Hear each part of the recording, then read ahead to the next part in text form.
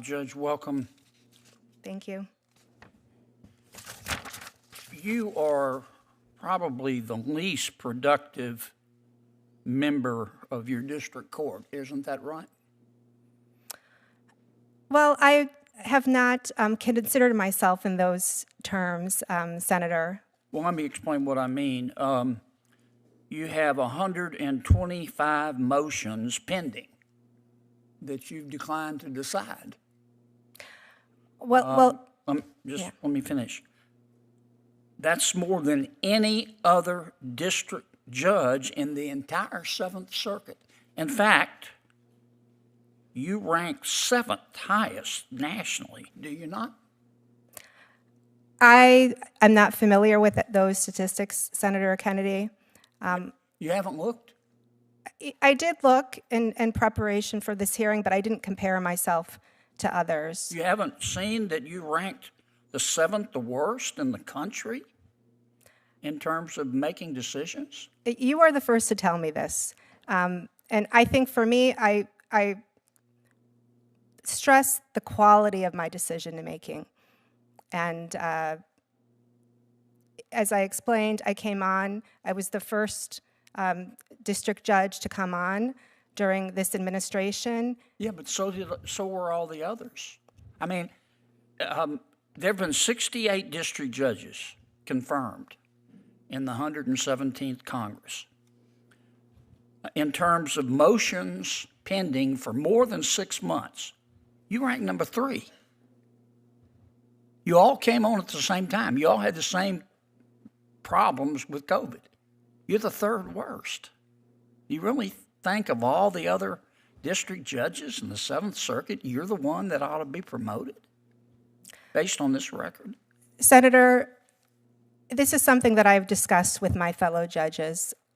Many of us new judges from... I thought you said you'd never looked at these statistics. I haven't, these particular statistics I am not familiar with. But in terms of new judges, both from the current administration and the former administration, we are quite a collegial bunch. And oftentimes talk about the pressures of a new judge and the way reassignments work in our district, which is that you get, for example, 300 cases. Yes, ma'am, I understand. I'm familiar with the procedure in federal court. Here's what I'm trying to understand. Why is your record so bad? Well, I don't view it that way, Senator. When I look at the quality of my decision-making, the feedback that I get from parties, Of course parties are not going to criticize you. They want you to rule in their favor. I understand, Senator Kennedy. I mean, that's just the way it works. Help me understand why you have such an abysmal record in moving cases. I mean, it costs a lot of money to litigate, and people are paying lawyers, and time is money.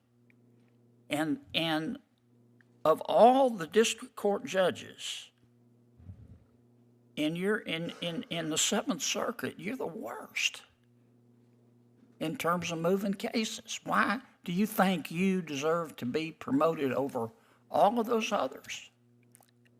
So, Senator, again, I'm not familiar with the statistics, but I stand by my record and that I give parties what they need. I think, I am regularly in my courtroom. I am regularly issuing decisions. A tense Senate hearing explodes as Senator Kennedy grills a judicial nominee over stalled cases, shocking national rankings, and a controversial gun control brief. Sharp questions, awkward pauses, a confrontation that leaves viewers asking one question: does this judge deserve a promotion? At a very difficult time where there was a backlog in the courts. So did everybody else. Let me ask you, when you were a partner in your law firm, you volunteered to write a brief on behalf of the Brady Center. You wrote the brief, and this is what you said. You volunteered for this. You weren't being paid. Is that right? This was a pro bono case that one of my partners brought in, yes. You said, quote, assault weapons may be banned because they're extraordinarily dangerous and are not appropriate for legitimate self-defense purposes, close quote. Tell me what you meant by assault weapons. Thank you, Senator Kennedy. Just to clarify, there, I was local counsel. Our Yeah, Supreme but you wrote the brief. Tell me what you meant by assault weapons. Senator Kennedy, actually, I did not write the brief. The brief was written by. You signed the brief, though, didn't you? Correct. I signed the When you brief. sign a brief, you're testifying to the court that everything in it is true, right?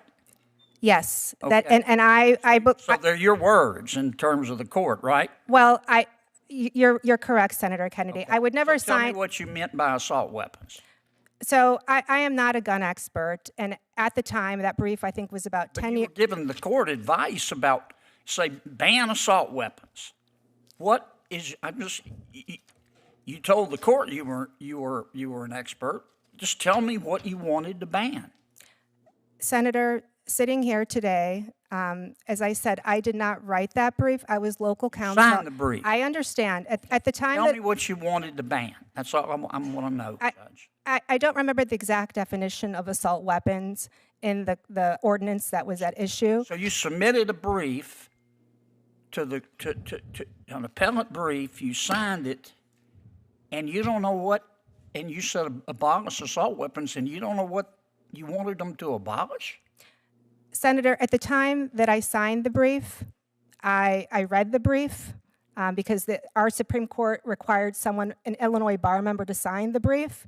I was not responsible for researching the content. You were responsible for the brief. You signed it. Absolutely, absolutely. And sitting here today, I do not remember the characteristics of that were cited in the ordinance for the assault weapons ban. It's not an area of practice that I have specialized in. I'm sure if 10 years ago I could have answered your question. And But Judge, sitting here today, you think Senator, you your deserve to time be has promoted expired. with this record? Senator, I stand by my record. I stand by my record. Senator Butler. Thank you, Mr. Chairman. Congratulations to you and your. If you find this political breakdown interesting, please give me a thumbs up and as well like and subscribe for more.